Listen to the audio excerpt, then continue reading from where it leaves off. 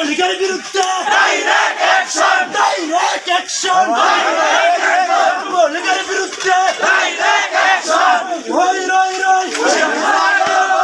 সিনা গেল কই আওয়ামী লীগের বাটপাররা হুঁশিয়ার সাবধান ছাত্রলীগের বাটপাররা হুঁশিয়ার সাবধান হই রই রই হুঁশিয়ার না গেল কই হই রই রই হুঁশিয়ার না গেল